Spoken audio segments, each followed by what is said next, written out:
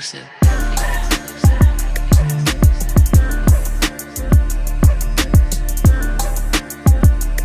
Salut tout le monde, j'espère que vous allez bien, en tout cas moi ça va super et on se retrouve aujourd'hui pour la fameuse vidéo config gamer. Alors ça fait très longtemps que je vous avais montré le Deepcool Genome, que je vous avais dit que j'allais terminer cette config. Au final ça m'a pris plusieurs mois déjà pour savoir qu'est-ce que j'allais mettre dedans, et j'ai eu aussi la chance de recevoir quelques composants gratuitement, donc ça c'est vraiment cool et ça m'a bien aidé. De toute manière je mettrai le lien de tous les composants et toutes les références exactes dans la description pour les personnes qui voudraient aller les checker.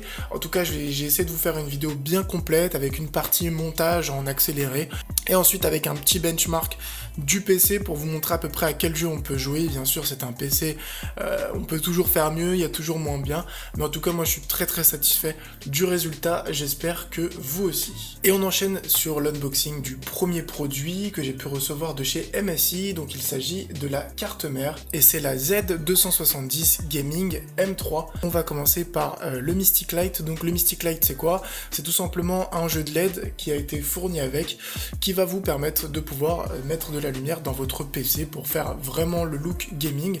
Et ce qui est plutôt cool, c'est qu'on peut contrôler toutes les lumières via son smartphone.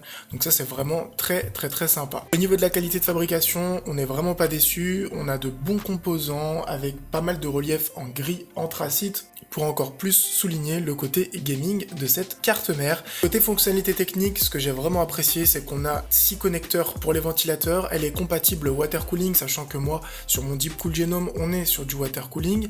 On a aussi un Game Boost, elle est bien sûr compatible avec toute la technologie Intel. Et elle dispose d'une puce VR Boost qui va vous permettre d'avoir une meilleure immersion pour tous les jeux en réalité virtuelle. On enchaîne maintenant avec la carte graphique que j'ai aussi reçue de chez MSI, donc un grand GG à eux, ils m'ont vraiment beaucoup aidé pour cette config comme vous pouvez le voir. Donc c'est la GeForce GTX 1060 Ti GT overclockée de base, donc c'est une excellente carte graphique. Après bien sûr on a la 1070, la 1080, mais honnêtement j'avais pas besoin de plus, c'est une excellente carte graphique. On a deux énormes ventilateurs qui nous permettent d'avoir une meilleure dissipation de la chaleur. La graphique est bien sûr compatible avec tout ce qui est VR et en plus je pourrais l'utiliser pour tout ce qui est streaming, sachant que je suis en train de me remettre petit à petit dans du League of Legends et autres avec les abonnés, donc ça pourrait peut-être être sympa de faire des petites sessions de streaming avec les abonnés sur Twitch, pourquoi pas, ou même sur YouTube. C'est qu'on peut avoir plusieurs écrans, qu'on peut aller en 4K, elle va vraiment pas s'essouffler, vous allez le voir après dans le benchmark, c'est vraiment une bonne carte graphique, en plus avec, je trouve personnellement, un bon rapport qualité-prix. Au niveau de la mémoire, j'ai décidé de mettre un HyperX Savage SSD que j'avais reçu il y a super longtemps. Alors je sais 240 Go c'est pas énorme, mais voilà, comme je l'avais reçu gratos depuis pas mal de temps, je me suis dit je vais pas remettre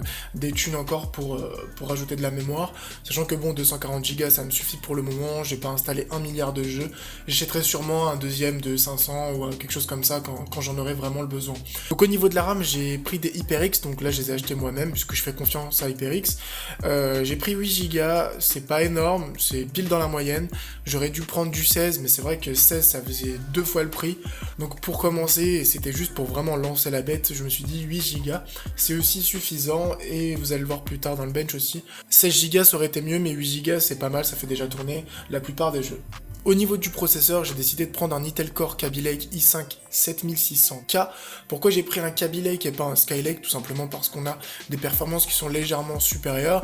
Il n'y avait pas une très grosse différence de prix, voilà, je devais acheter des composants, donc au final je me suis dit, je vais partir sur du Kaby Lake, c'était compatible avec tous mes composants, donc j'ai pris ce petit processeur qui est aussi compatible VR, donc logiquement je devrais avoir une machine qui fait tourner le VR sans trop de problèmes, mais voilà, je suis pas très fan de la VR, mais en tout cas le processeur est vraiment très sympa. On va passer maintenant au montage du PC, donc je l'ai fait vraiment en accéléré, ça sert à rien que je parle, je vais mettre quelques petites informations sous l'écran pour les personnes qui seraient intéressées, mais en tout cas voilà, le PC, on a un peu galère au début parce qu'on n'a pas mis l'alimentation en premier, mais c'est vrai que Deepcool en fait avait fait un tuto sur leur chaîne YouTube qui nous a vraiment bien aidé, et voilà, on a monté le PC et au final on a réussi à le faire tourner. On se retrouve tout à l'heure pour le benchmark du PC et pour l'analyse finale.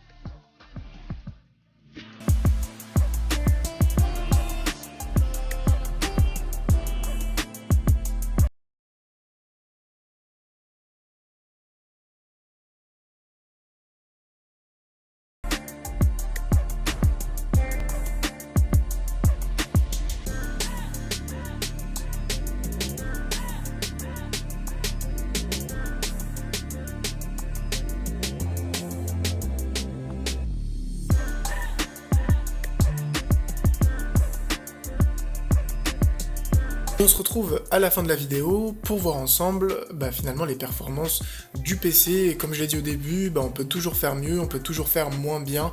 Après moi il y a des choses que j'ai pu recevoir de partenaires, donc j'ai dû adapter aussi ma config à ce que j'ai pu recevoir. Mais globalement je suis très satisfait de ce PC et vous allez le voir, il est vraiment pas mal. Alors j'ai utilisé le site You Can Run It qui en fait me permet de savoir quel jeu je peux faire tourner sur mon PC. Il suffit juste d'installer un petit truc et ça va détecter automatiquement tous les composants qu'on a. Donc là on va passer au premier benchmark et il s'agit du processeur, donc l'Intel Core Kaby Lake que je vous avais présenté, et comme vous pouvez le voir, chez Intel on fait quasiment partie du top, après bien sûr il y a tous les i7 au-dessus de moi, mais pour un i5 on est vraiment très bien placé, il y a même un i7 qui est juste en dessous de moi. Au niveau du benchmark pour le processeur, je suis satisfait, c'est un bon choix pour un i5, j'aurais pu prendre un i7, mais voilà, c'était vraiment plus cher et j'avais pas forcément le besoin d'aller chercher un i7, puisque pour mes montages en fait j'utilise le Mac puisque j'ai Final Cut, j'aime beaucoup ce logiciel de montage et je vais pas changer, donc le PC là en fait c'est vraiment uniquement pour jouer, donc ça me suffit largement. Ensuite au niveau de la catégorie de mon processeur, d'après le site You Can Run It, on se retrouve sur un processeur qui est côté performance. Extrême, voilà, c'est vraiment les PC hardcore. High performance, à mon avis, ça va commencer à partir des i7. Et performance, voilà, c'est des bons PC, ni plus ni moins. On passe maintenant à la carte graphique, donc la GTX 1060. Alors, comme vous pouvez le voir, chez Nvidia, on est plutôt bien classé. Après, je sais pas pourquoi on voit pas les 1070 et les 1080. Je sais pas exactement comment ils ont fait leur truc. Je sais pas si les lignes du haut, c'est des 1070 et des 1080. En tout cas, moi, de ce que je peux voir actuellement sur le bench de ma GTX, on est plutôt bien classé, on est dans le top 10, allez je dis ça comme ça, donc c'est vraiment une bonne carte graphique, ça suffit largement pour jouer, il n'y a pas besoin de plus actuellement. En plus voilà, comme j'ai dit, j'ai pu la recevoir du partenaire, donc ça fait toujours plaisir d'avoir une bonne carte graphique. Alors là pour le coup, au niveau de la catégorie de cette carte graphique, vous pouvez le voir, il y a le même ranking que tout à l'heure pour le processeur, mais là on est dans le top du top, dans le haut du panier, on est sur High Performance. Donc clairement j'aurais pu coupler ma carte graphique à un i7 pour avoir un PC bien plus puissant, mais là ça suffit largement, on est très bien classé comme vous pouvez le voir, donc c'est un bon choix. Encore une fois, merci à MSI de m'avoir envoyé cette carte. Donc là on va passer dans le bench en dur, on va voir ensemble à peu près les jeux que je peux lancer, puisque c'est une question qui revient souvent, est-ce que je peux lancer tel jeu, est-ce que je peux pas lancer tel jeu. Donc sur You Can Run It en fait vous avez on va dire deux manières de voir si on peut lancer le jeu ou non. Vous avez la partie minimum et vous avez la partie recommended. Donc là, le minimum, à chaque fois vous allez le voir, il est checké de mon côté, et vous allez le voir pour des très gros jeux, la partie recommended, elle ne passe pas parce que je manque soit de RAM, soit mon processeur n'est pas assez puissant, mais ça veut pas dire que je peux pas faire tourner le jeu. Il n'y a pas marqué de détails spécifiques, mais je pense que je peux jouer en HD, normal, mais en ultra, ça va pas être possible. Donc là, par exemple, si on prend Overwatch, donc là clairement il n'y a vraiment aucun souci, je le fais tourner en mini, je le fais tourner en recommended, il n'y a vraiment pas de problème. Là comme vous pouvez le voir dans les détails, il demande voilà 5.0, je suis à 5.1, il demande au niveau du processeur un i5. Voilà, moi j'ai un i5 un peu plus performant, au niveau de la RAM il demande 6 Go, donc voilà, il n'y a vraiment aucun souci pour Overwatch, je pourrais le faire tourner sans problème. Arc, je pourrais le faire tourner en minimum sans souci. Après donc là ils ont pas la stat pour le recommended, mais je pense que je peux le faire tourner, il y aura pas de souci parce que je vois que le minimum c'est 4 Go. On est sur des processeurs qui sont pas vraiment très puissants. Donc voilà, il y aura vraiment aucun souci. On enchaîne avec GTA, donc GTA je pourrais le faire tourner aussi sans problème en minimum et en recommended. Donc je sais pas si je pourrais le faire tourner en ultra, comme je vous ai dit, il n'y a pas le détail, il faudrait vraiment que je teste. Après j'ai pas acheté le jeu, mais de ce que je vois là sur You Can Run It, avec la config que j'ai, on peut faire tourner GTA sans le moindre problème. Call of Duty Infinite Warfare, pareil, je peux le faire tourner sans le moindre souci. Et là par contre, comme vous pouvez le voir, par exemple sur BF1, je peux le faire tourner en minimum, mais je peux pas le faire tourner en recommended parce que je manque de RAM et mon processeur n'est pas assez puissant. C'est un jeu super gourmand, mais voilà, je peux faire tourner la majorité des jeux. Après, encore une fois, comme je l'ai dit, c'est pas parce que je peux pas le faire tourner en recommended que je peux pas jouer. Je peux jouer en minimum, mais minimum ça veut pas dire jouer en mode dégueu, c'est juste voilà, je pourrais pas le faire tourner en ultra. Donc voilà, encore une fois, vraiment très satisfait de cette config. On peut faire tourner beaucoup de jeux, même les jeux très récents, on peut y jouer sans vraiment de problème. Et ce qui est cool avec cette config, c'est que j'ai pas besoin de faire de très très grosses modifications pour arriver à un très très haut niveau.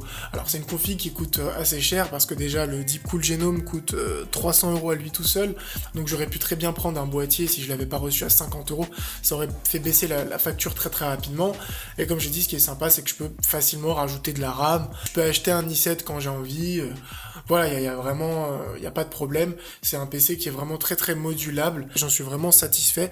Encore une fois, comme j'ai dit, moi c'est un PC que je vais utiliser uniquement pour jouer et voilà, peut-être pour streamer aussi avec vous sur League of Legends. En tout cas, je suis vraiment très content. J'espère qu'il vous aura plu. N'hésitez pas si vous avez des questions. Encore une fois, je mettrai tous les composants dans la description avec tous les détails, etc. Sur ce, portez-vous bien. Une prochaine vidéo. Ciao tout le monde.